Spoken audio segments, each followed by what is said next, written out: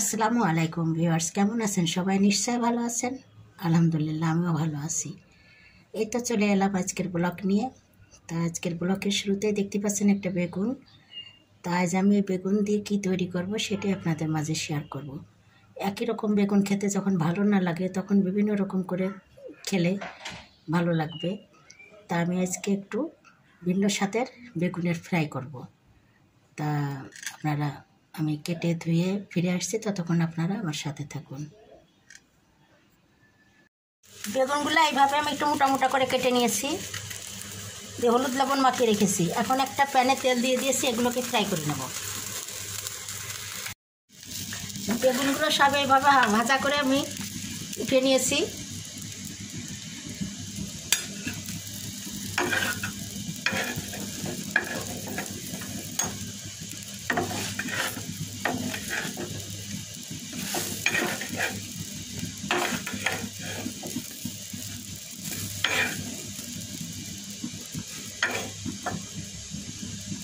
এখন যেটা করতে হবে সেটা হচ্ছে প্রথমে পেঁয়াজ কুচি দিয়ে দেবো।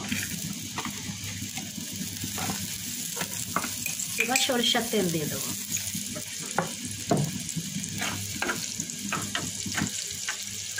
একটু বাদামি করে ভেজে নেব।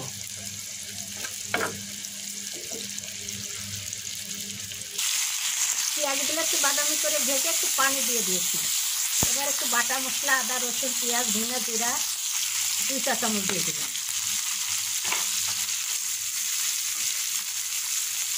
একটু কষিয়ে নিতে হবে।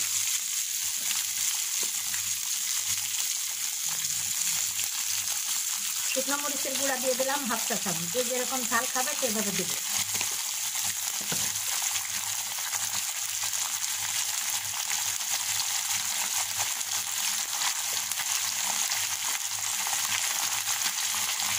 হলুদের গুঁড়া এই 1/2 চামচের কম, যেহেতু ভাজার সময় দেওয়া আছে।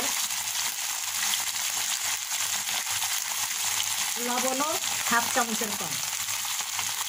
এবার এটাকে কষিয়ে নিতে হবে।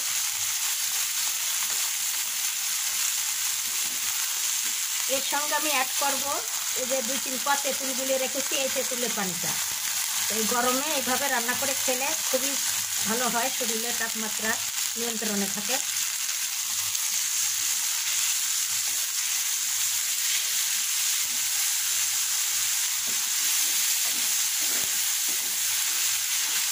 তেঁতুল না থাকলে লেবুর রস দিয়ে রান্না করা যায়। আমি আর একটু পানি দিয়ে কষিয়ে নেবো মশলাটা। এবার আমি 1 চা চামচ চিনি দিয়ে দিলাম। এটা অপশনাল, দিলে খেতে ভালো লাগবে, না দিলে একটু স্বাদ কম লাগবে। যেহেতু টক আছে, একটু চিনি দিলে ব্যালেন্সটা হয়ে যাবে। তো মশলাটা কষা হয়ে গেছে, আমি এখন ভেজে রাখা বেগুনগুলো দিয়ে দেবো।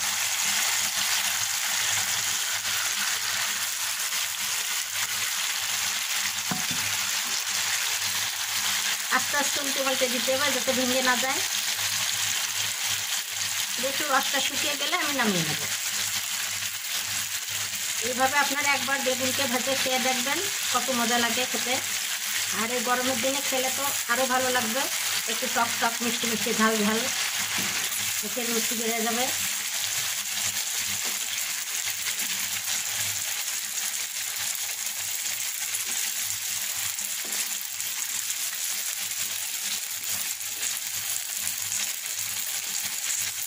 সবগুলাকে ছড়িয়ে দিলাম। এবার উল্টে পাল্টে আমি একটু পানিটা শুকিয়ে ফিরে আসছি। এই তো ভিউয়ার্স, দেখতে কত সুন্দর লাগছে, খেতে তার দ্বিগুণ বেশি ভালো লাগছে। আশা করি আজকের আমার এই বেগুনের ভিন্ন স্বাদের বেগুনের রেসিপিটা আপনাদের কাছে ভালো লেগেছে। আর যদি ভালো লাগে থাকে তাহলে অবশ্যই আপনারা আমার চ্যানেলকে লাইক কমেন্ট শেয়ার ও সাবস্ক্রাইব করে আমার পাশে থাকবেন।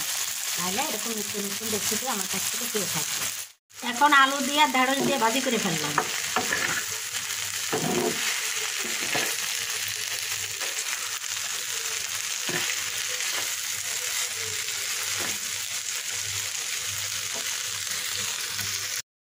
এখন আমি মাছ ভুনা করব। তা মাছে হলুদ লবণ মাখিয়ে রেখেছি, এখন একটু ফ্রাই করে নেব।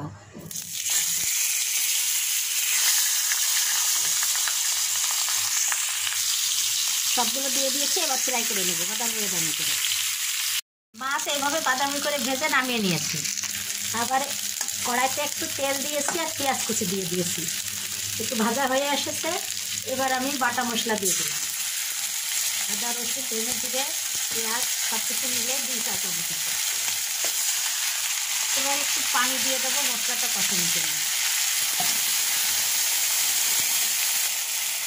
এবার স্বাদ মতো লবণ দিলাম, 1/2 চা চামচ মরিচের গুঁড়া, 1/2 চা চামচ হলুদের গুঁড়া দিয়ে ভালোভাবে কষিয়ে নিই। যেহেতু মাছে হলুদ লবণ দেওয়া আছে তাই এখানে পরিমাণ মতো দিয়ে দিলাম। তেলটা বেরিয়ে আসলেই আমি মাছগুলো দিয়ে দিলাম।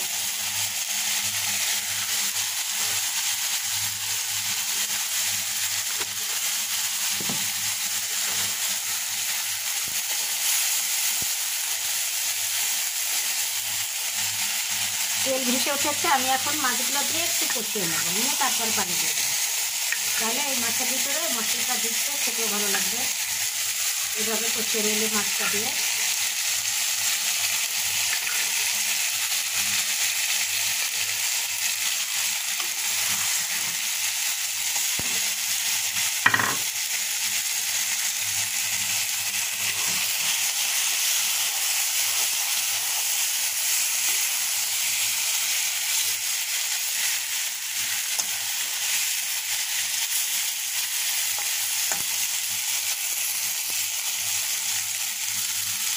এবার পানি দিয়ে দেবো।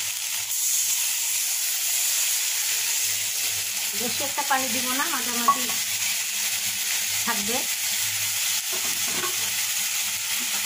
মিডিয়াম সাইজের ঝোল থাকবে।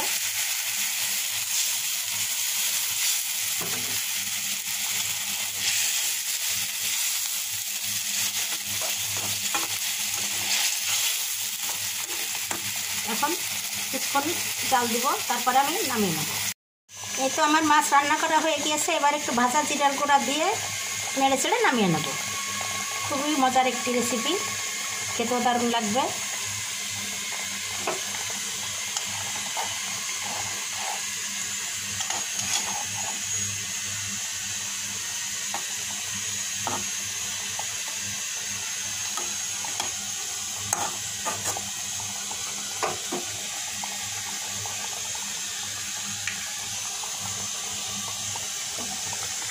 আজকের রেসিপিটি যদি আপনাদের কাছে ভালো লেগে থাকে তাহলে অবশ্যই আপনারা আমার চ্যানেলকে লাইক কমেন্ট শেয়ার ও সাবস্ক্রাইব করে আমার পাশে থাকবেন। আর আজকের মতো বিদায় নিচ্ছি। আপনারা ভালো থাকুন, সুস্থ থাকুন, আবারও দেখা হবে। আল্লাহ হাফেজ।